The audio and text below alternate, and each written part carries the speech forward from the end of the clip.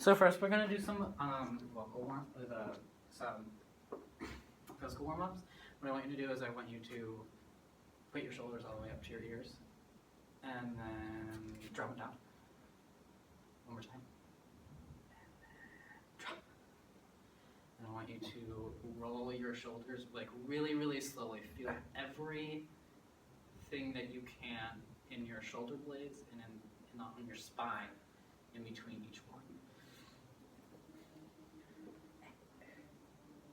Just like, not like mind-numbingly slow, but like slow enough where you can feel your muscles working and feel them start to ease up and relax. So, how much warm, like physical and vocal warming up do you do before you sing? Not much. Not much. Okay. Generally, I can just go in So for it. and then so you did the shoulder roll. I want you to go like sweep your hands up and then See them there. and then like and clasp them or something. Just hold them there and feel your sternum like lengthen. Just like we talk in men's choir, just lengthen that sternum, and then when you sweep your hands down, I want you to keep that feeling. I want you to keep the feeling of your chest just being open. Like your ribs are just like, and all your guts and stuff are gonna spill out. It's like the kind of feeling that I want. I'm good. Where do you breathe? Like, where do you feel your breath? Like, when you breathe to sing, where do you feel your breath? Okay, that's good. I generally want you to also feel it, not a lot, but I want you to feel it up here. So a good breath would include all of this. So all of your ribs expanding, like going out. This kind of like dropping a little bit, and the entirety of your chest and even some of your lower back kind of filling up like you would fill up like a water bottle. Just filling it up from the bottom to the top and just expanding all over the place. And I want you no shoulders. So shoulders should stay here and all of this should expand. Good. That's really good. That's awesome. Expanded. We're gonna do some onset and releases on just a couple of neutral vowels so you can really feel all of that air building up. Okay? So I'm gonna do E, A,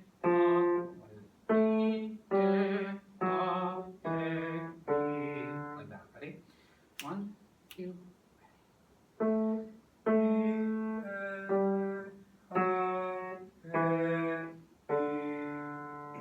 And I want you, with this, I want you to breathe in between each one. So I'll play, okay. I'll play, and then you're all, so E, A,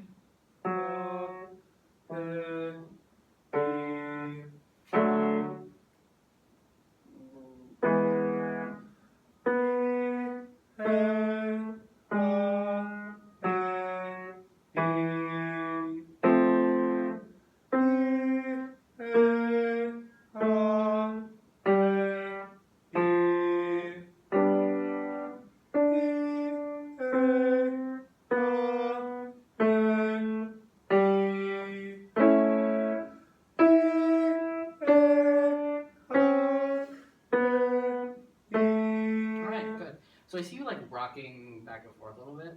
That's okay, but I want you to remember to keep.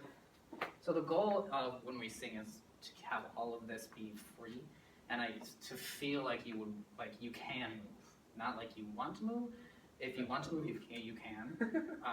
But the goal is to remember to keep the hips, and all of the stuff underneath it relaxed. So if you want to like have one foot forward and 1 foot back, you can do that. Just kind of feel what is most comfortable to you, kind of. You know what I mean? Okay. You're doing really, really well, actually. Do you have any vowels? Do you notice, like when we're singing, like in chamber singers, do you notice any vowels that are iffy, like that you have personal trouble with? UHs, like So I hate that vowel so much. Is a vowel that like, you have that not is, like A's, like but like so like in Viva l'Amour. Viva le. I don't like it. Well, it's supposed to be Viva la. Yeah. Viva l'amour. That's what I mean. Like, especially in French. Yeah. Like whenever it's la, I tend to go la. Yeah. Like I don't like it because I don't like how it sounds. It sounds bad. Mm-hmm. But I So tend like to do that. Like you said not really like, but you will la. a little bit maybe. A, does A have A? Okay. A? I'm from north. We're good. We're good there. Yeah. The only problem with like the North A is that it sometimes gets too wide. A. A. Yeah. And we want A, like not hello, Yeah. I'm all here. It should be A. like A. Hello, A. Mm. So we are going to do. I'm going to do probably a new one that you haven't heard. We're going to do E on one. So do is always going to be E. Okay. When we go up a fifth, the fifth is going to be E. When we go down a fourth, so E. Okay, we're going to start in the key of D.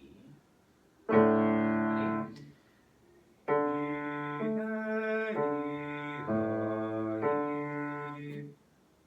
Oh, sorry.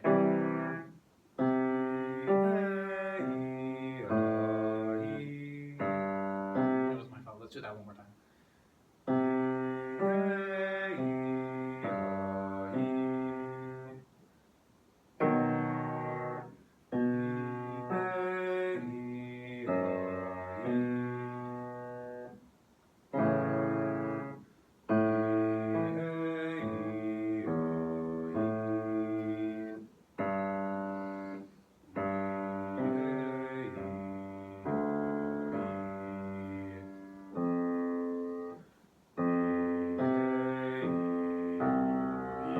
So you definitely feel a lot more comfortable in the bass, low baritone range. Yeah. Okay. Yeah, That's like good. sophomore. Sophomore year used to be a tenor. Back in my day. Back in the day. Okay, we're gonna do one more. Okay. That one you seem to be doing really well with. So we're gonna keep that one. This one is going to be.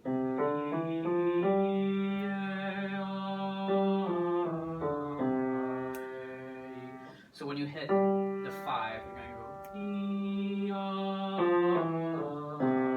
Then go. So you're gonna work your way towards and then you're gonna work your way back to E.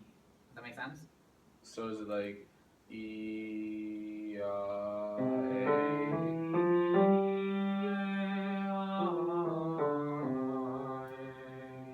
I'll sing a couple of the first couple with you. Okay. And then we'll go from there. Okay.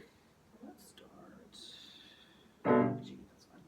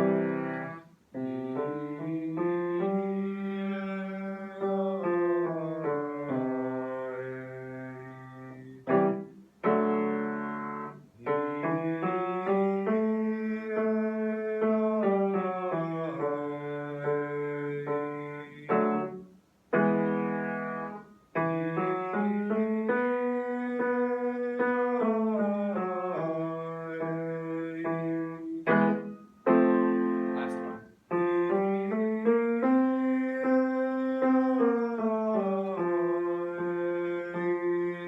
Good. That was really good. Remember when the higher you get, the more air you need to like really fill it up here, because you don't really sing Fs, but an F is a good thing to have in the back of your pocket and be like, hey, I can sing that. What could I have? We won't be singing up here a lot because you're a bass, but we might work a little up here if we continue lessons. Okay, so let's pull out a piece of music, eh? Just something would you to prefer? sing. Do you want to do your solo, or do you want to do something from men's choir, or do you want to do? Let's do whatever your heart desires. Okay. Should this be something that I like know well, or should this? This can be anything. So it can be your medieval solo, if you want to do that. We might want to do that. It can be the the baseline to And So It Goes. It can be whatever you feel that you want to work on. Real talk. Do I remember what my solo is? Did you have the Bach In no. Bache bene Venice. I don't know what that was. Oh, there it is. Haven't looked at that once yet. Okay, I think I have mine actually. So if you want to look at that, I hope I have my Baca.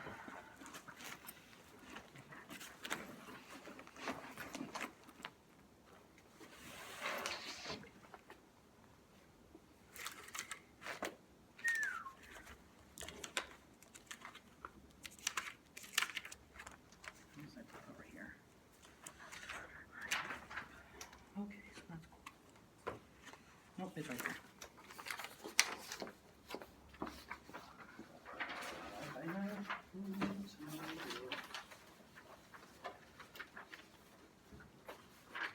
Okay, I don't have it, so you're gonna have to come over here. Oh, and the in top there, Quando Sumos, I also have. Okay. I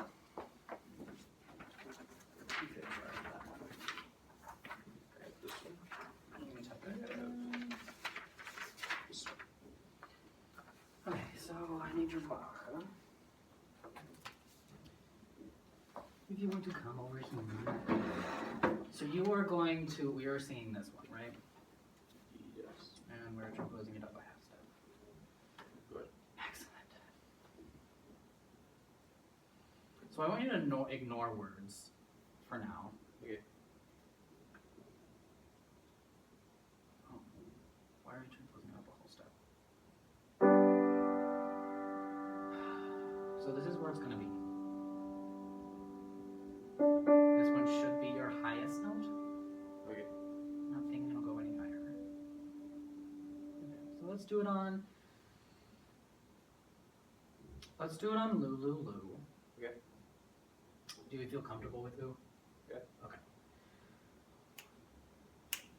3.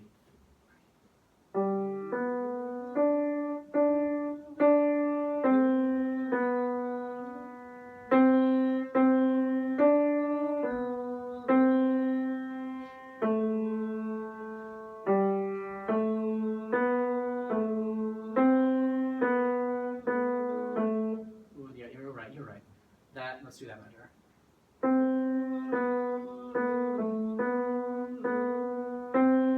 Oh, hang on.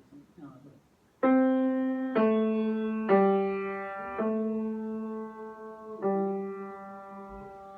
So that is your vocal line. Let's do it one more time. This time I want you to, instead of Lou, let's do it on Thu. Thu. Thu, Okay. and I really want you to put a lot of breath energy behind the Thu. Okay. Because when we do that, it'll pull the vowel forward, and it'll pull the pitch. You'll have more pitch energy for because of the Thu. Okay. Ready? 1, 2, 3.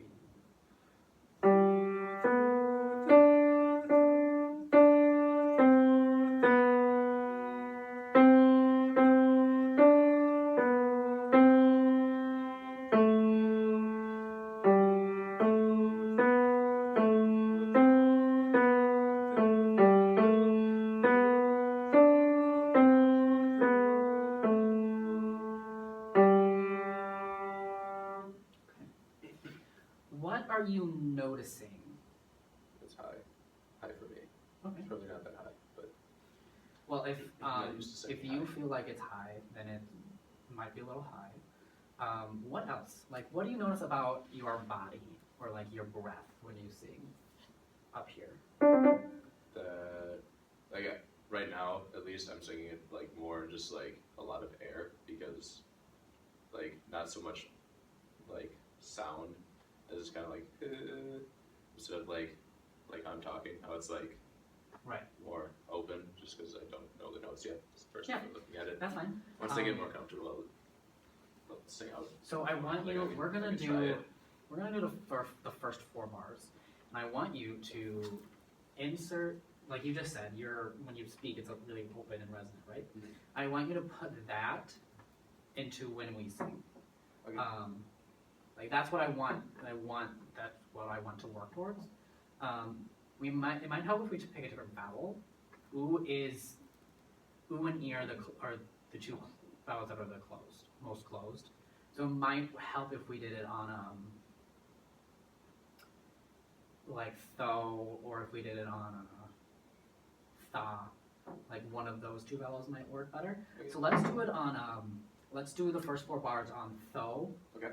o, and see if that's if that feels a little bit better. 1, 2, ready, breathe.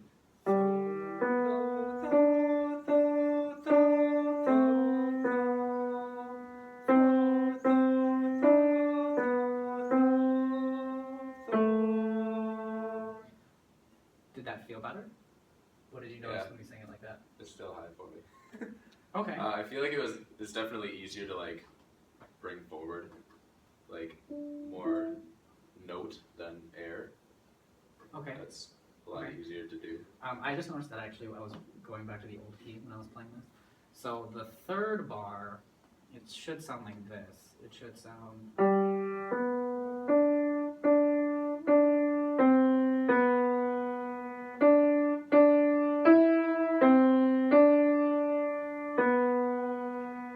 Okay, so let's do the first 4 bars on tho. Okay. Try to see how loud we can be. The only reason I'm saying that is because when we sing loud, when it seems like we're singing louder, we can hear ourselves better, and then we notice space in our resonators that we might have not noticed before. So I want you to sing. That's like you already know exactly what's going on. You're already completely comfortable with it, no matter where it sits. I want you to try to sing it like you are already projecting it out to the audience. Okay. That make sense? Okay. 1, 2, ready, breathe.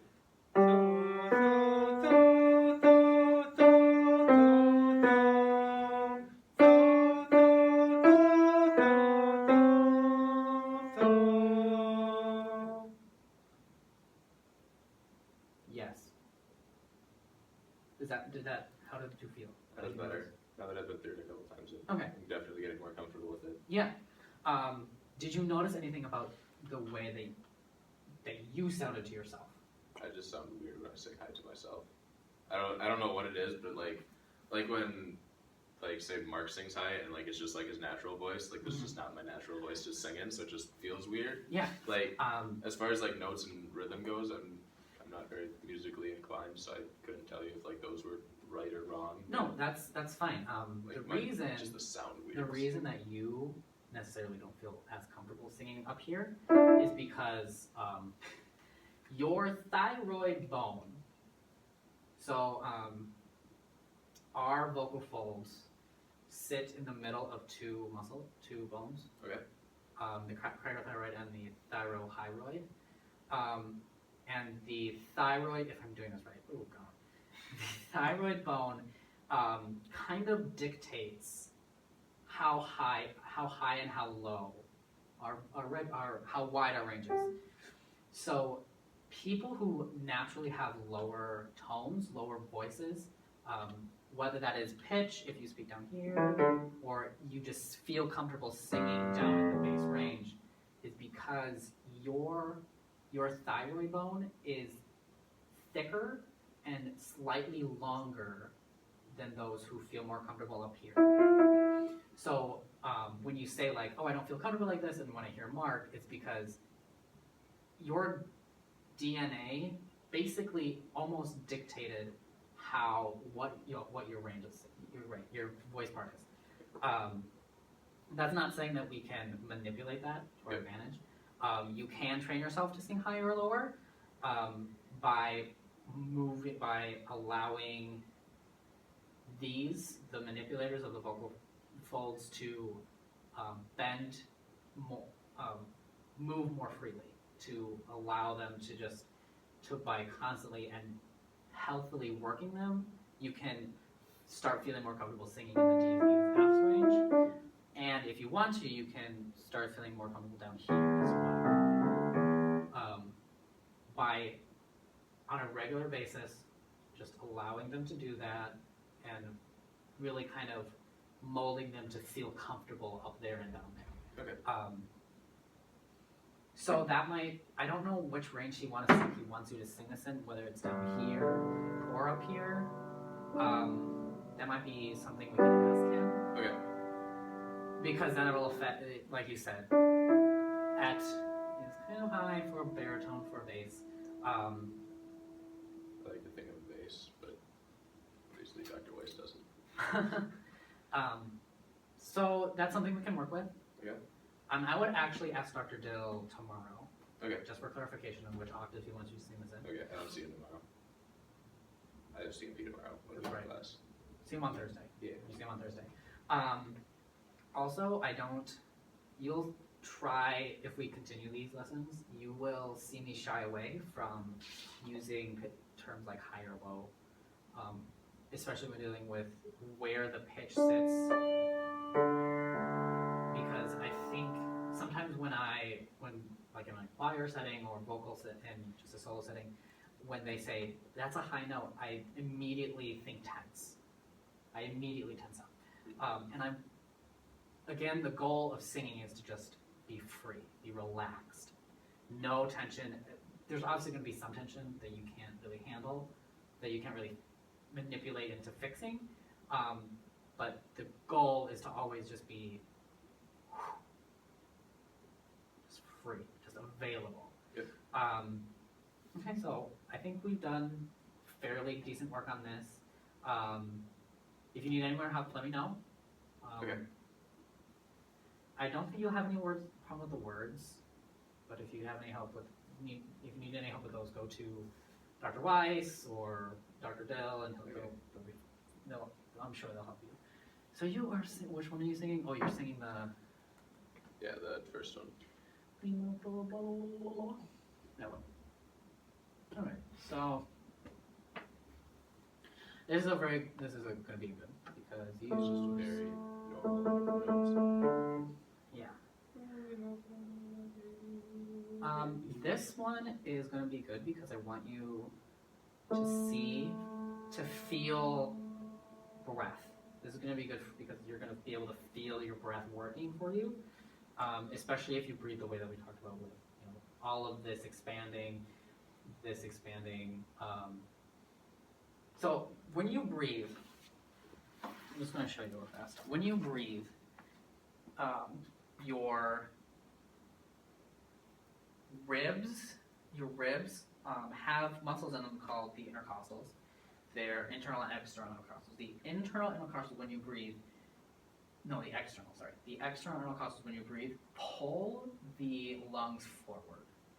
And the diaphragm, which is kind of shaped like this, goes like drops. And there are ligaments that are attached from the diaphragm to the lungs that pull them down. This creates a lot more pressure. So Reduces pressure. Reduces pressure. Yep. Yeah. So this reduces the pressure in your lungs, causing air to go in. We don't think about this. It's really weird to think about your breathing and understand what's happening when you breathe. But when this happens, all of this expands, these expand, and your pelvic floor drops. And all of your stomach, all of these organs that are found here have to move to allow more air, more space for your lungs. When you exhale, all of these get pushed back up. So the pelvic floor pushes all of your organs back up. The diaphragm goes like this, bounces back, and pushes the lungs back up, and the ribs collapse. They don't collapse, they push back. The interior intercostals push all of that air that was out of your lungs out. that was in your lungs out. So it raises the pressure of your lungs. This is important to know because if we know this, then we can be more active in taking better breaths. So when you breathe normally, you're just like doing it, right? You're just like, don't think about it. When we sing, we want to actively think about all of these things happening. They happen naturally, but we want to be aware of them to get a better breath. Your spine, when you breathe, when you inhale, it contracts just a little bit. I have no clue why. Don't ask me why. When I asked Dr. Hooper about it, he just goes, it just happens. And when you exhale, the spine lengthens. And the spine is something that what we want to happen when we talk about stance and breathing and all that other stuff, we want our skeleton to be doing most of the work. So we don't want to have to feel like our feet are grounded and everything is the muscles are holding us up, the skeleton is. That's the feeling of the freedom that we have. When I sing, when I think of the spine when I'm singing, I kind of think of like a ribbon that just goes down the length of my back, and the ribbon is able to move, but it only moves it's kind of like a giant fin, or like goes like this. Okay. But it doesn't move like up it doesn't move like away from my body. And I like that because I want you to think of it as something that is free flowing, but also has strength to it. Okay. You know what I mean? So it can move, but it doesn't collapse. It doesn't fall apart. Mm-hmm. That's something that a lot of new singers have problems with, because when like vocal coaches say relax, and you're like, I have to relax now, and then you get tense. That's never good. Never is it good. So when we do this one, I want you to really feel everything operating like you think it should, and it's different for everybody. So don't feel like everything I'm saying is like that's like the spine thing. If the ribbon works for you, then use it. But if you're like, I don't really understand that analogy, then you're like, hey, yo, I don't understand. Is there anything that else? Like, if a steel beam if that works, or if like, just use whatever you feel most comfortable with. Okay, so I want you to. I should be making this so I know what's happening. Okay, I want you to sing. I'm gonna count. Let's do 8 counts on this note, and then go down. So I'm gonna count, and I'm gonna count 4, and you're gonna breathe. I want you to breathe through 3 and 4. Just a really big inhalation and feel all of that stuff really working. So 1, 2, 3.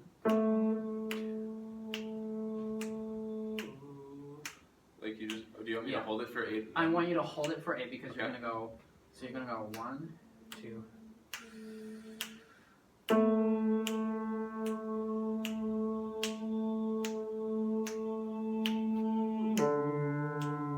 So on 9, when you hit 9, that's when you're gonna go to the D. Does it not sense us moving over here? No. We're All right. still here. So I think we're gonna do this just a couple more times, and I think we're gonna be done. Okay. Okay. So 1, 2, 3.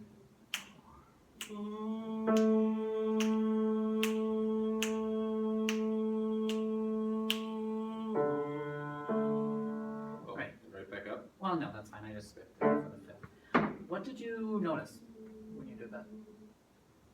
It's kind of boring because I didn't do like any. Right. I mean, when obviously when it's words, you'll have words. It'll be to do different. it. Other than it being boring, what did you notice? I think I'm more comfortable singing one note, so I think I sang it like more out than I did for this because I was trying to follow everything. Yeah. This I just find a note and hold it. Mm-hmm. And it's actually good that this is a 5th. Well, so just a little background. This is medieval, and 5ths and 4ths are perfect. That's because they have ignore that part. These are perfect because our ear naturally finds these intervals, along with the major third and the octave.